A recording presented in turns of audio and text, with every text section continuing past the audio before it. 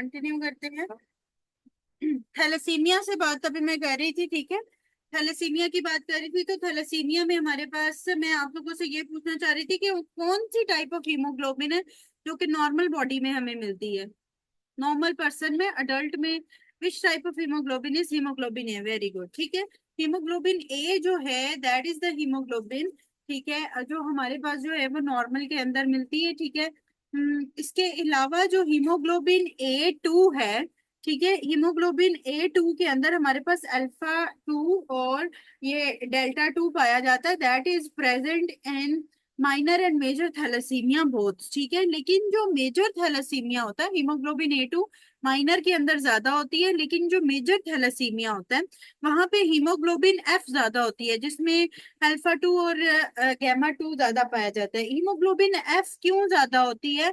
इसलिए ज्यादा होती है क्योंकि फीटल लाइफ में जब बच्चा ग्रो करता है तो उसके बाद क्या होता है कि after 2 to 3 months, 3 months almost, तो हीमोग्लोबिन F जो है वो चेंज होती है नॉर्मल हीमोग्लोबिन A के अंदर, ठीक है।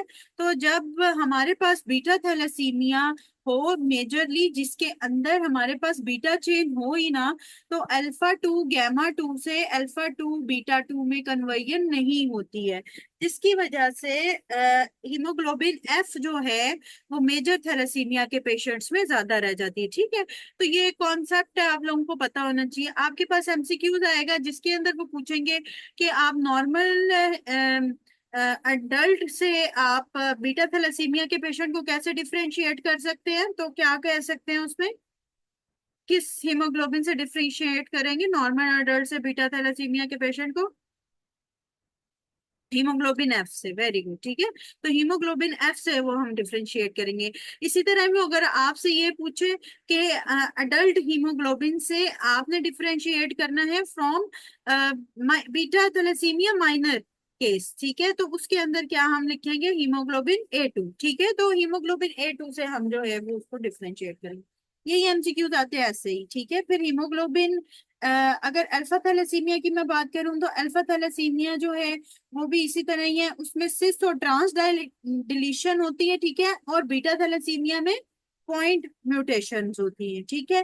अम, अच्छा, फिर अल्फा थैलेसीमिया में भी minimum, minor, haemoglobin H disease और हीमोग्लोबिन बार्ड डिजीज आती है। हीमोग्लोबिन बार्ड डिजीज का एमसीक्यूज आता है जिसके अंदर डेथ होती है, जिसके अंदर ऑल फोर जो अल्फा जीन्स होती है ना वो प्रेजेंट नहीं होती है, ठीक है। तो उसके अंदर जो है ना हीमोग्लोबिन बार्ड हम उसे कहते हैं, ठीक है। बाकी इसके अंदर मिनिमा के अंदर कोई एनीमिया नहीं होता, और माइनर के जो केसेस है उनके अंदर भी माइल्ड माइक्रोसिटिक हाइपोक्रोमिक एनीमिया आता है। अगर बीटा थैलेसीमिया या अल्फा थैलेसीमिया में वो कोई डिफरेंशिएशन बताएगा तो वो ऑलरेडी डिस्कस करेगा आपके साथ कि उसके अंदर अल्फा चेन है, या वो क्रोमोसोम की बात कर देगा कि क्रोमोसोम 16 पे म्यूटेशन है या क्रोमोसोम जो है वो 11 पे है। तो 11 पे बीटा थैलेसीमिया के साथ है और 16 पे जो है वो अल्फा थैलेसीमिया के साथ है, ठीक है। तो अगर कोई इन दोनों में से थैलेसीमिया का करेगा तो ये आएगा। फिर उसके बाद थैलेसीमिया में हमें पता होना चाहिए कि जब हम ट्रांसफ्यूजन करते हैं तो उसके अंदर उस पेशेंट में बाद दफा आयरन ओवरलोड भी आ जाता है, ठीक है। तो आयरन ओवरलोड के अंदर हम क्या देते हैं?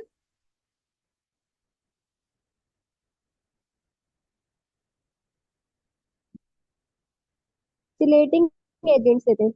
रेफ्रोक्सामिन, ठीक है। जी सॉरी। Chelating agents. हाँ, चिलेटिंग एजेंट्स, ठीक है।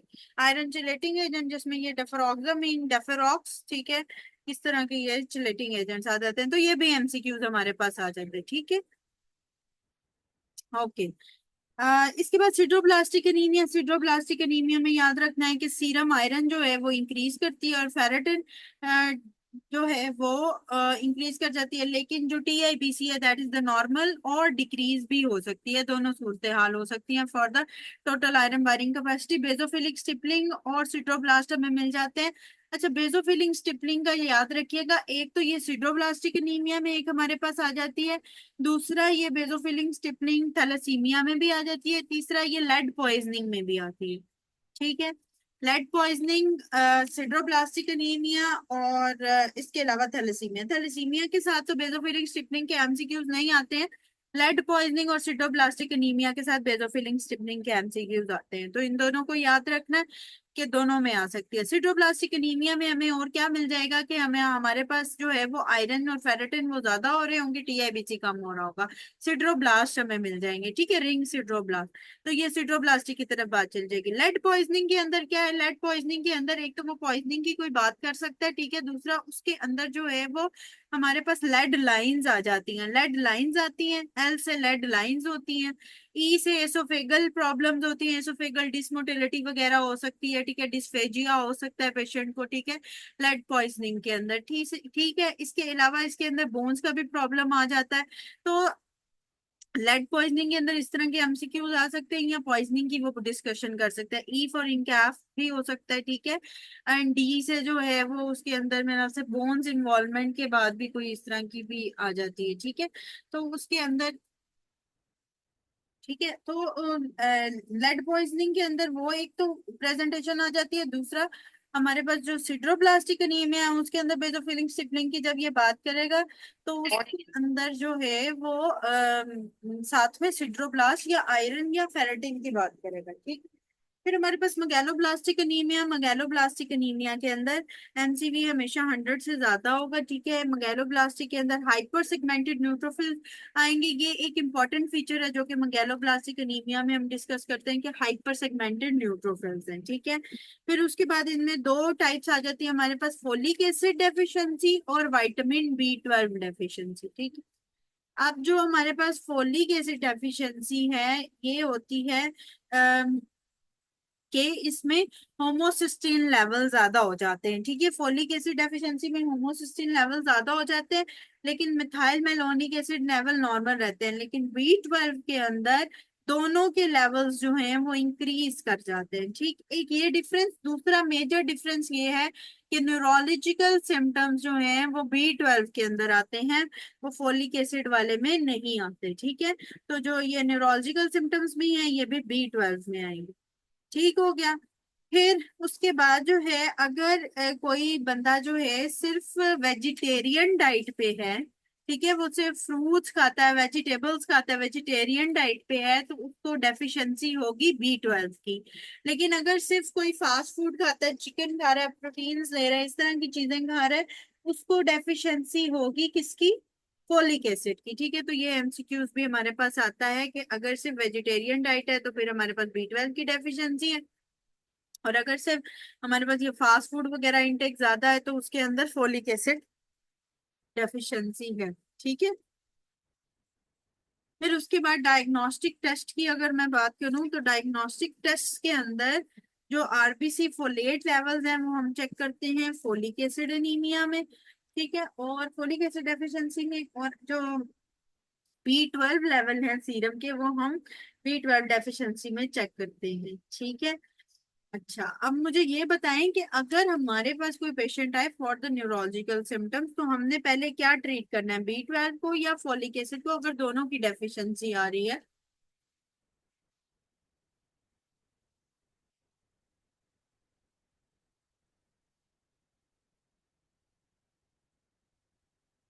ठीक है जी, बी 12, क्योंकि अगर हम फोलिक एसिड पहले स्टार्ट कर दें तो उसमें क्या होता है कि न्यूरोलॉजिकल सिम्टम्स जो हैं वो ज्यादा हो जाते हैं, ठीक है, मास्क कर देते हैं सिम्टम्स को, लेकिन वो जो है वो वर्सन हो जाते हैं, ठीक है, वर्स अप हो जाते हैं। तो वो वर्सन अप होने से बचाने के लिए पहले उसको ट्रीट करें जो असल में कॉज है, क्योंकि neurological symptoms are due to B 12 mainly, ठीक है। तो उसको पहले कॉज करना है और उसके बाद दूसरे को ट्रीट करना है, ठीक हो गया। उसके बाद हमारे पास एनीमिया ऑफ क्रॉनिक डिजीज है, ये बहुत ज्यादा वैसे नहीं आता, एनीमिया ऑफ क्रॉनिक डिजीज भी माइक्रोसिटिक एनीमिया के अंदर ही होता है, माइक्रोसिटिक हाइपोक्रोमिक एनीमिया। तो जहाँ पे आयरन डेफिशिएंसी एनीमिया है, थैलेसीमिया है, सिड्रोब्लास्टिक है, वहीं पे ये है anaemia of chronic disease, disease है। ए प्लास्टिक एनीमिया जो है ये वैसे एनीमिया है जिसके अंदर सारे सेल्स जो हैं वो पैनसाइटोपिनिया के अंदर होंगे। Anaemia of chronic disease microcytic anaemia में आ रहा होता है, या नॉर्मोसिटिक में भी आ जाता है लेकिन मेनली माइक्रोसिटिक्स में आ रहा होता है।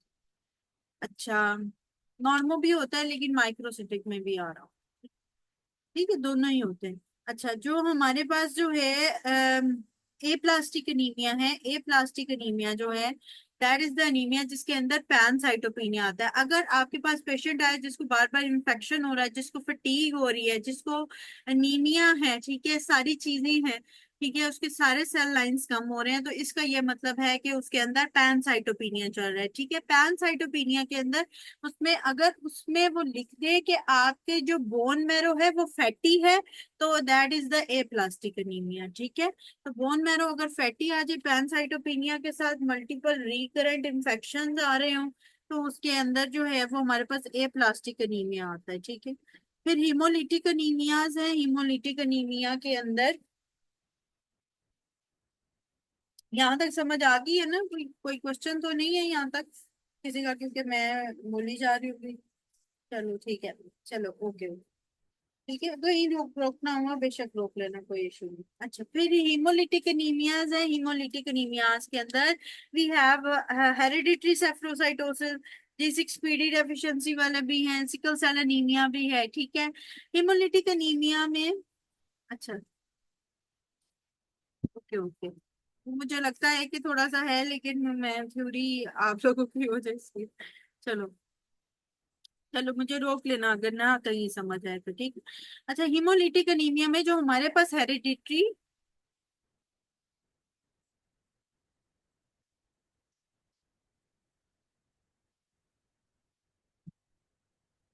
हाँ जी, वो इसमें लिखा हुआ है interleukin 6 increase hepcidin that decrease the release of iron absorption in the गट।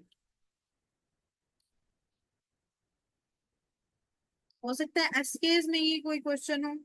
यहाँ डबल ए में तो ये क्वेश्चन शायद नहीं है। मैंने एमसीक्यूज कुछ किए तो हैं, लेकिन उसमें नहीं मुझे मिला। फर्दर आगे में कोई क्वेश्चन ना हो, मैं कुछ कह नहीं सकती है।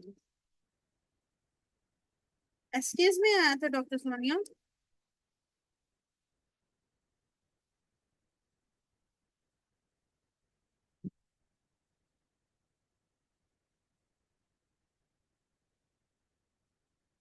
चलो वो जब फर्दर करेंगे तो उसमें पता चल जाएगा, अगर इसमें कोई उसने डिस्कशन किया, क्योंकि वो इसमें लिखा भी हुआ है। ठीक है, सही है। ठीक है, इंटरल्यूकिन 6 और हेप्रिडिन का इसमें लिखा हुआ है। अच्छा, फिर अगर हीमोलिटिक एनीमियाज की मैं बात करूं तो हीमोलिटिक एनीमिया में हेरिडिटरी सेफ्रोसाइटोसिस, हेरिडिटरी सेफ्रोसाइटोसिस में आपको सेफ्रोसाइट्स मिलते हैं। जो एमसीक्यूज हमारे पास मल्टीपल टाइम आता है दैट इज के इसके अंदर आरबीसी मेम्ब्रेन जो स्केलेटन डिफेक्ट होता है, ठीक है, और प्लाज्मा मेम्ब्रेन डिफेक्ट होता है, जिसमें स्पेक्ट्रिन या प्रोटीन 4.2 या एनकरीन बैंड 3, बाज दफा तीनों ही लिखे हुए आते हैं, बाज दफा सिर्फ स्पेक्ट्रिन का एमसीक्यूज आ रहा होता है। ठीक है, इसके अलावा ऑस्मोटिक फ्रेजिलिटी टेस्ट भी करते हैं, मेम्ब्रेन टेस्ट भी कर रहे होते हैं। ठीक है, मेम्ब्रेन स्टेबिलिटी टेस्ट।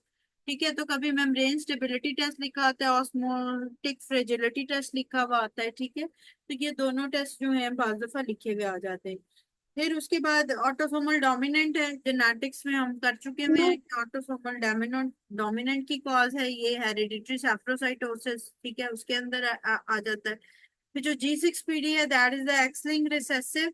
ठीक है, इसके अंदर जो है वो NADPH डिक्रीज होने की वजह से बॉडी के ऑक्सीडेटिव स्ट्रेस जो है वो जब ज्यादा हो जाता है तो उसके अंदर होता है। इंपॉर्टेंट ये है कि आपके पास एमसीक्यूज में हेंस बॉडीज या बाइट सेल्स लिखा हुआ है। ठीक है, या फिर मलेरिया का पेशेंट है, चलो फीमेल है मलेरिया, फीमेल है उसको मलेरिया हुआ है, कोला कलर्ड यूरिन आने लग गया है, तो क्या हम कहेंगे इसको क्या है? Black water fever. मेल है उसको मलेरिया हुआ, उसने मेडिसिन वगैरह ली हैं, ठीक है, कोला कलर्ड यूरिन आ रहा है, तो क्या है? G6PD। ठीक है, ये याद रखिए कि G6PD क्योंकि एक्स लिंक्ड रिसेसिव है, फीमेल्स में नहीं आता, जो भी है फीमेल में नहीं आता। G6PD मेल के साथ प्रेजेंटेशन आएगी, कोला कलर्ड यूरिन आ सकता है। ठीक है, हेल्थ बॉडीज वाइट सेल्स आ सकती है। फिर उसके बाद sickle cell anaemia. Sickle cell anaemia में पॉइंट म्यूटेशन होती है बीटा ग्लोबुलिन की। ठीक है, इसमें जो है वो ग्लूटामिक एसिड और वलीन की जो है वो आपस में पोजीशन चेंज हो जाती है। ठीक है, और इसके अंदर जो हीमोग्लोबिन S है वो पाई जाती है। सिकल सेल एनीमिया तो हीमोग्लोबिन S इसके अंदर होती है मेनली। क्रीसेंट शेप्ड आरबीसीज होते हैं, क्रू कट उसका एक्सरे आ जाता है, बाज दफा इस पे भी क्रू कट आ जाता है, और बाज दफा जो है वो आ जाता है थैलेसीमिया पे भी क्रू कट। हाँ इसमें मिस, ठीक है, तो थैलेसीमिया में भी क्रू कट स्कल आ जाता है, और सिकल सेल एनीमिया में भी आ जाता है। सिकल सेल एनीमिया के हमारे पास जो होते हैं वो ए प्लास्टिक क्राइसिस होता है, जिसके अंदर पैरवो वायरस का अगर इन्फेक्शन हो B19 का, तो उसमें एरिथ्रोपोइसिस अरेस्ट हो जाता है। फिर हीमोलिटिक क्राइसिस होता है कि एकदम जो है वो आपके पास कोई पेशेंट प्रेजेंट किया हुआ है और उसकी एकदम एचबी जो है वो ड्रॉप करी है, that is the low HB. ठीक है, और सिक्वेस्ट्रेशन क्राइसिस क्या है कि उसके अंदर जो है वो एब्डोमिनल पेन होती है, स्प्लीनेक्टमी, ऑटो स्प्लीनेक्टमी होती है, इसलिए होवल जोवल बॉडीज मिलती है। ठीक है, होवल जोली बॉडीज जो हैं ये एक इंपॉर्टेंट फीचर है स्प्लीनेक्टमी का, कि बाज़ दफा ऐसे एमसीक्यूज भी आ सकते हैं कि एक पेशेंट क्या है, स्प्लीनेक्टमी हुई है तो कौन सी बॉडीज मिलेंगी, तो होवल जोली बॉडीज मिलेंगी। ठीक है, और इसमें रिस्क ऑफ इंफेक्शन जो स्ट्रेप्टोकोकस नमूनिया है वो इंक्रीज कर जाता है। फिर एक वेजोक्लूटिव क्राइसिस होता है जिसके अंदर जो है वो एक्यूट चेस्ट सिंड्रोम आ सकता है, जैसे कि सडन चेस्ट सिंड्रोम जो है वो प्रेजेंटेशन आ सकती है कि वेजो ओक्लूजन की वजह से। ठीक है, फिर हमारे पास ऑटोम्यून हेमोलिटिक एनीमियाज होते हैं जिसके अंदर वार्म टाइप कोल्ड टाइप होता है, micro angiopathic and macro angiopathic दोनों होते हैं। ठीक है, अच्छा,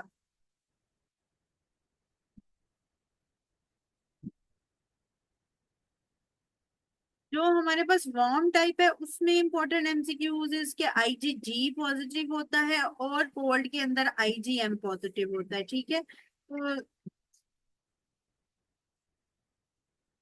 ठीक है, वार्म और कोल्ड के ये एमसीक्यूज आते हैं। फिर हमारे पास जो माइक्रो एंड मैक्रो एंजियोपैथिक है उसके अंदर क्या है कि जो माइक्रो एंजियोपैथिक हेमोलिटिक एनीमिया है ये आरबीसीज जब थोड़ी सी ऑब्स्ट्रक्टेड या नैरो वेसल से गुजरती हैं, ठीक है, तो क्या होता है वो माइक्रो एंजियोपैथिक है। ठीक है, उसके अंदर क्या है कि जो माइक्रो एंजियोपैथिक के अंदर जब वो ऑब्स्ट्रक्टिव या नैरो प्लेस से कोई आरबीसी गुजर रहा होगा, तो क्या होगा कि उसके ऊपर वाला हेलमेट उतर जाएगा। ठीक है, उसका हेलमेट समझ लें उतर जाएगा, इसलिए हेलमेट सेल्स जो हैं वो इसमें पॉजिटिव होते हैं, जिसे हम शिस्टोसाइट्स भी कहते हैं। ठीक है, तो उसके अंदर जो है वो पेरिफेरल ब्लड स्मेयर्स में हमारे पास हेलमेट सेल्स आते हैं। डीआईसी के अंदर, टीटीपी के अंदर, हस के अंदर, एसएलई हो गया, हाइपरटेंसिव इमरजेंसी होगी, इसमें ये सारी माइक्रो एंजियोपैथिक हिमोलिटिक अनीमिया आते हैं। जो मैक्रो एंजियोपैथिक हेमोलिटिक एनीमियाज हैं वो बड़े बड़े प्रोसीजर्स में, जैसे कि प्रोस्टेटिक हार्ट वॉल्स के अंदर, एओर्टिक स्टेनोसिस के अंदर, वहां पे जो है वो मैक्रो एंजियोपैथिक होगा, और उसके अंदर भी आपको हेलमेट सेल्स या शिस्टोसाइट्स मिलेंगे। ठीक है, तो दोनों के अंदर हेलमेट सेल्स और शिस्टोसाइट्स मिल जाते हैं। ठीक है, यहाँ तक किसी का कोई क्वेश्चन है?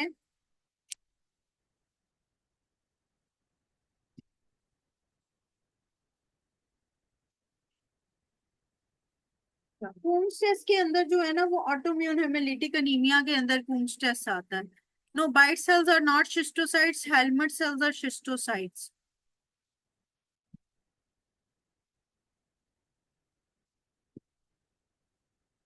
ठीक है, कून्स टेस्ट आपके पास ऑटोम्यून हेमेलिटिक अनीमियाज के अंदर आ रहा होता है। ठीक है, तो वो उसके अंदर पॉजिटिव आता है, वाइट सेल्स इन G6PD। बैंड 3 जो है that is also for the hereditary spherocytosis, लेकिन याद रखना कि हेरिडिटरी सेफ्रोसाइटोसिस के लिए spectrin is the very much important protein जो कि आपकी मेम्ब्रेन स्टेबिलिटी के लिए है। ठीक है, तो स्पेक्ट्रिन का ही याद रखना है, that is very much important. Band 3 तो बाद में आता है, एनकरिन बैंड 3। ठीक है, और प्रोटीन 4.2। ठीक है, तो वो एंड पे आती है चीजें दोनों। हाँ, स्पेक्ट्रिन बहुत दफा पूछते हैं। ठीक है, तो स्पेक्ट्रिन एक इम्पोर्टेंट प्रोटीन है जो मेम्ब्रेन स्टेबिलिटी में है, तो वो हमने वो, अच्छा, वो मेम्ब्रेन स्टेबिलिटी के लिए पूछ रही थी। ठीक है, कूम्स टेस्ट में बताया है कि आपके पास जो कूम्स टेस्ट है that is positive in the direct Coombs test, mainly autoimmune haemolytic anaemias के अंदर आ जाता है। ठीक है, उसमें इतना डिटेल में याद करने की तो वैसे जरूरत नहीं है कि कूम्स टेस्ट में करना क्या है, वो रिएजेंट डालना होता है। ठीक है, तो जो डायरेक्ट जो हमारे पास ऑटोम्यून हेमेलिटिक एनीमियाज हैं उनके अंदर कूम्स टेस्ट हमारे पास पॉजिटिव आता है।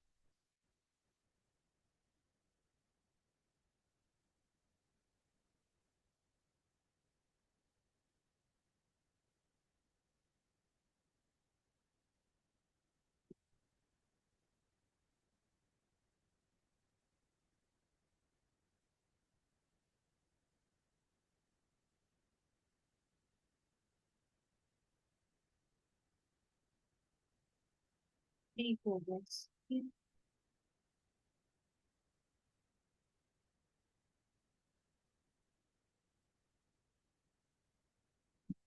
हाँ, अच्छा इसके बाद जो है वो ब्लड डिसऑर्डर्स कर लेते हैं। ब्लड डिसऑर्डर्स के अंदर हमारे पास जो है वो कोगुलेशन डिसऑर्डर्स हैं, जैसे कि हीमोफीलिया है। इसके अलावा वॉन विली ब्रांड डिजीज हम डिस्कस करते हैं इन्हीं कोगुलेशन डिसऑर्डर्स में। और उसके बाद हम प्लेटलेट डिसऑर्डर्स की तरफ जाएंगे आहिस्ता आहिस्ता एक एक करके, ठीक है। जो हीमोफीलिया है उसके अंदर हमारे पास तीन डेफिशिएंसीज है, हीमोफीलिया ए, हीमोफीलिया बी और हीमोफीलिया सी। ठीक है, फैक्टर 8 के लिए हमारे पापास हीमोफीलिया ए है, फैक्टर 9 के लिए हीमोफीलिया बी है और फैक्टर 11 के लिए हमारे पास हीमोफीलिया सी है।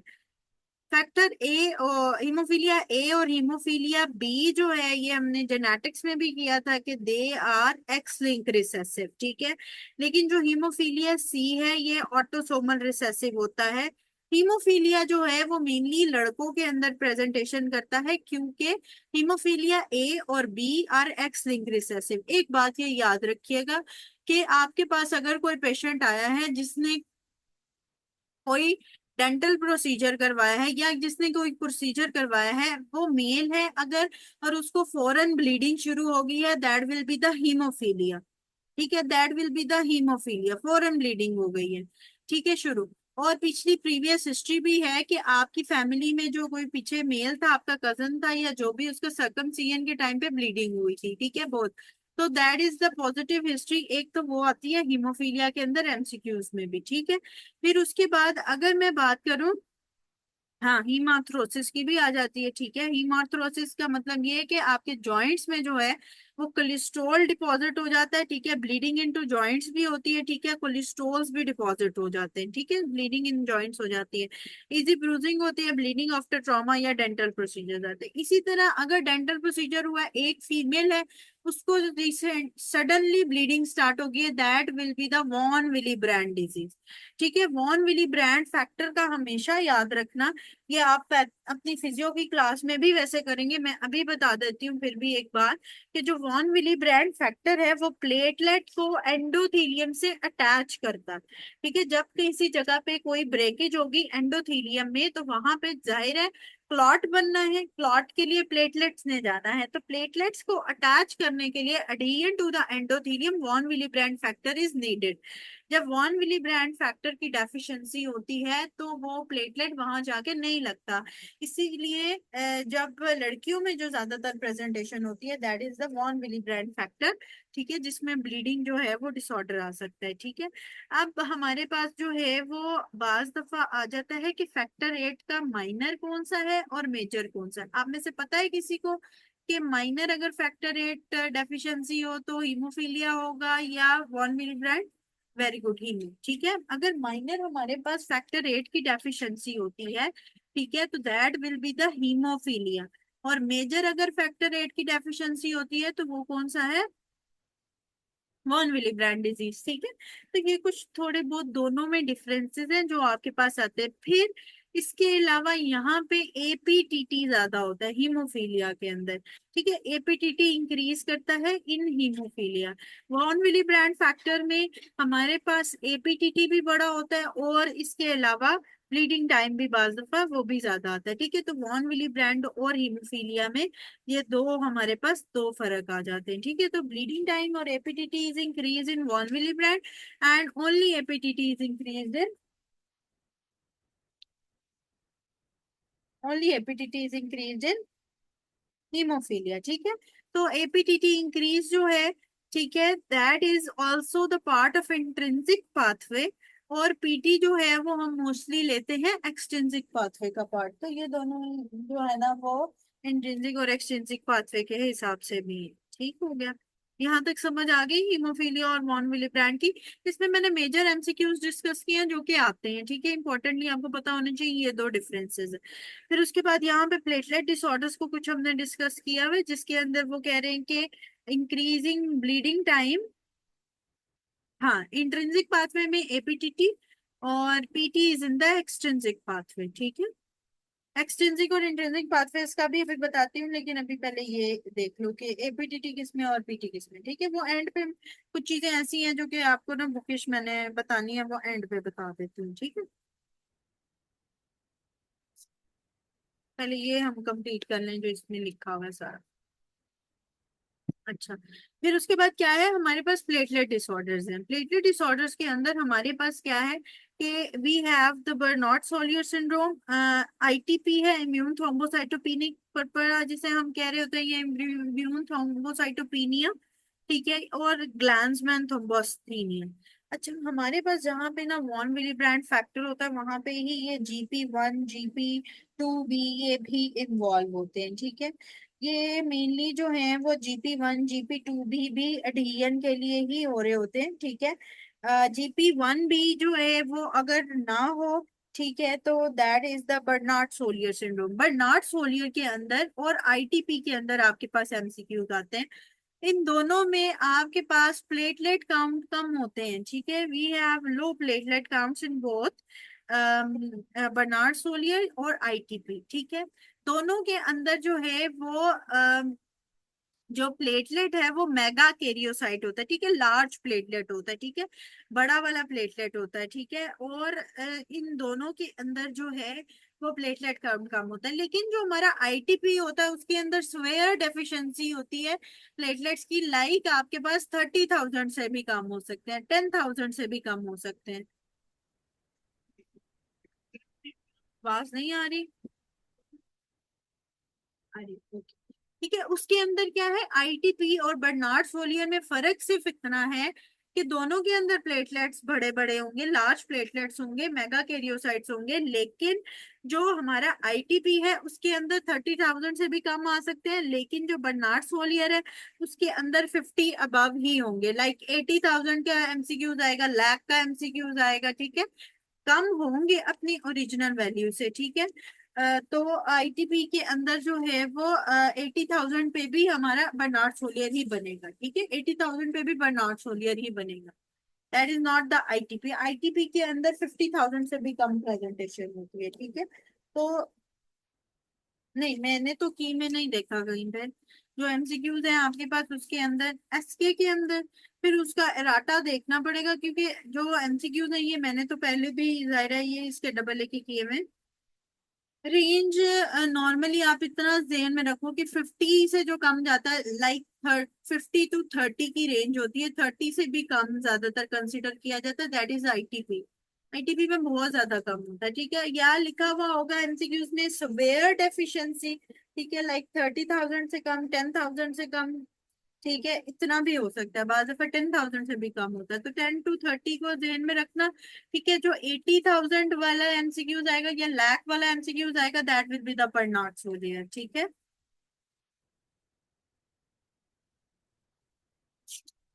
हाँ, वैक्सीनेशन भी एक इम्पोर्टेंट MCQ। हाँ, वैक्सीनेशन के साथ अगर हमारे पास आता है तो